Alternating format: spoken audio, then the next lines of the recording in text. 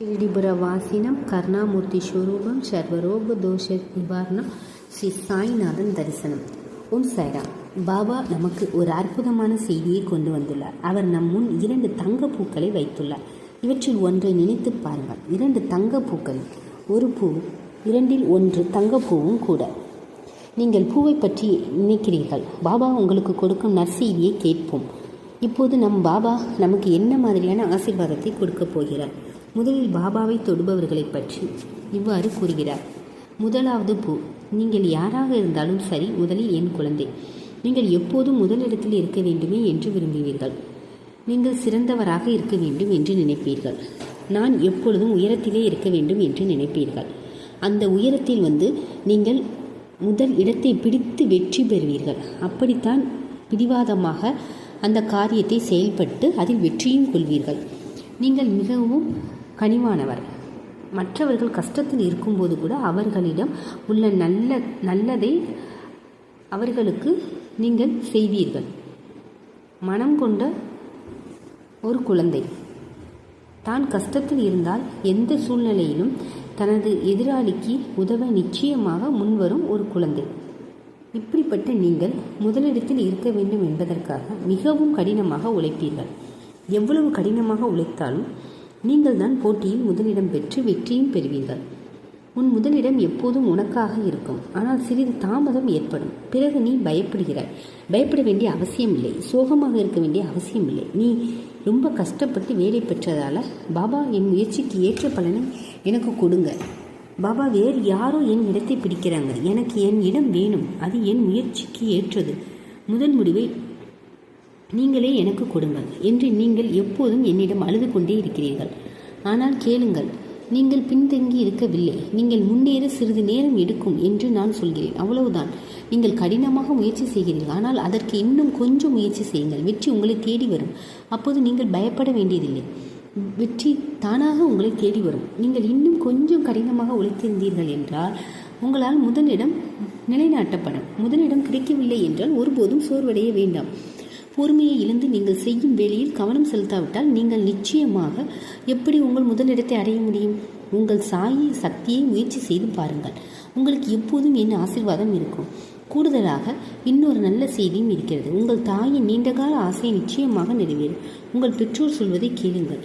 நீங்கள் நிச்சயமாக கேட்பீர்கள் என்று நான் நினைக்கிறேன். சரியா? உங்களுக்கு நல்லது நடக்காமல் எப்படி இருக்க முடியும்? நீங்கள் உங்கள் குழந்தைகளை பற்றி தொடர்ந்து யோசித்து கொண்டு இருக்கிறீர்கள். நீங்கள் எதை பற்றி கவலைப்படுகிறீர்கள்? கோபப்பட வேண்டிய அவசியம் இல்லை. உங்கள் குழந்தைகள் உங்களைப் போல நல்லவர்கள். கொஞ்சம் கோபம் என்பது அந்த கோபத்தை குறைத்து கொள்ள வேண்டும். அதிகமாக கத்தாதீர்கள் குழந்தைகளிடத்தில். அவர்களை அமைதியாக இருக்க சொல்லி கொடுங்கள். குழந்தைகளுக்கு அவர்களுக்கு என்ன தெரியும்? அவர்கள் புரிந்து கொள்ளும் வகையில் நீங்கள் தான் அவர்களிடம் எடுத்து சொல்ல வேண்டும். அன்புடனும் அவர்களிடம் நெருக்கமாக அமர்ந்து சொல்லுங்கள். அவர்கள் கேட்பார்கள். உங்கள் குழந்தைகளின் படிப்பு நன்றாக இருக்கும். கவலைப்படாது. உன் கணவரை பற்றி நீ கவலைப்படுகிறாய். உன் கணவர் உன் பேச்சை கேட்க மாட்டார் என்று நீ கவலைப்படுகிறாய். ஆனால் உன் கணவர் உன் பேச்சை தான் கேட்கிறார். அந்த நாள் விரைவில் வரும். எதிர்காலத்தில் எல்லாம் உனக்கு நன்றாகவே நடக்கும். எதிர்காலம் இப்போது உங்களுக்கு சற்று வித்தியாசமாக இருக்கும். இது உங்களுக்கு சாதகமாக மாறும். நீங்கள் முதலிடத்தில் அமர்வீர்கள். அனைத்து சிரமங்களும், அனைத்து கஷ்டங்களும், எல்லா துக்கங்களும் தீர்ந்துவிடும். இப்போது என்ன குழப்பம் இருந்தாலும் எல்லாம் தீர்ந்துவிடும். அதையும் தாண்டி சாயின் ஆசை உங்களிடம் இருக்கிறது இல்லையா? நீங்கள் ஏன் கவலைப்படுகிறீர்கள் என்றுதான் சொல்லுங்கள். அதனால்தான் நீங்கள் முதல்வராக இருக்கிறீர்கள். எல்லாம் உனக்கு நல்லபடியாக நடக்கும். நீ கவலைப்பட தேவையே இல்லை. முதல் பூவை தொட்டவர்களிடம் பாபா இவ்வாறு கூறினார். 2வது பூவை தொடுபவர்கள். 2வது தங்கப்பூவை தொட்ட என் குழந்தை, நீ 2வது இடத்தை பற்றி கவலைப்படாது. எப்போதும் முதலிடத்திற்கு பாடுபடு. நீங்கள் போகிறீர்கள். முதல் இடத்தை பெற விரும்புகிறீர்கள். நீ நீண்ட காலமாக முயற்சியும் செய்து கொண்டிருக்கிறாய். ஆனால் 2வது இடத்தில் தான் இருக்கிறாய். அதனால் சோர்வடைகிறாய். நீ முதலிடத்திற்கு வருவதற்கு கடுமையாக உழைக்க வேண்டும். ஆனால் நான் ஏன் முதலிடத்தை அடைய முடியவில்லை என்று நீங்கள் என்னிடம் கேட்ட கேள்விக்கு நான் பதிலளிப்பேன். அதேபோல் உங்களுக்கும் உங்கள் கணவருக்கும் இடையே உள்ள சில மோதல்கள் உள்ளன. உங்கள் இருவருக்கும் இடையில் சிறிது புரிந்து கொண்டு உங்கள் குடும்பத்தை ஒன்றாக வைத்திருங்கள். நீங்கள் என்ன சிரமங்களை அனுபவித்தாலும் நினைவில் கொள்ளுங்கள், வரும் நாட்கள் நன்றாக இருக்கும். 2வது பூ தொட்டவர்களுக்கு இந்த வருடம் நீங்கள் ஒரு நல்ல காரியத்தை செய்ய போகிறீர்கள். நல்ல செய்தியும் கேட்பீர்கள்.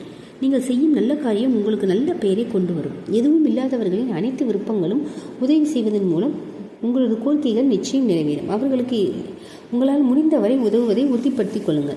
உங்களுக்கு எல்லாம் நன்றாக இருக்கும். திருமணம் ஆகாதவர்களுக்கு நிச்சயம் திருமணம் நடக்கும். அவை நல்ல காலங்கள். திருமணம் ஆகாதவர்களுக்கு மிக விரைவில் நல்ல செய்தி வந்து சேரும்.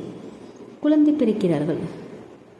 வீட்டின் மீது உள்ள ஆசைகள் எல்லோருக்கும் இயக்கங்கள். பக்தர்களின் வீட்டு பிரவேசத்திற்கு நிச்சயமாக சுபகாரியங்களை செய்வார்கள். உங்கள் எல்லா பிரச்சனைகளும் தீர்க்கப்படும். உங்கள் எல்லா கடன்களும் தீர்க்கப்படும். கடன் இல்லாமல் இருப்பவர்களே அதிர்ஷ்டசாலிகள். அந்த கடன்களை பற்றி நீ எப்போது கவலைப்பட்டு கொண்டே இருக்கிறாய். அந்த கடன்களை எல்லாம் நான் தீர்த்து உனக்கு ஒரு அமைதியான வாழ்க்கையை சீக்கிரமே தருவேன். உன் கஷ்டங்களை நான் தீர்த்து வைக்கிறேன். உன்னுடைய வாழ்க்கையில் நிச்சயமாக இதே போன்று பூக்கள் மலரும். ஓம் சாய்.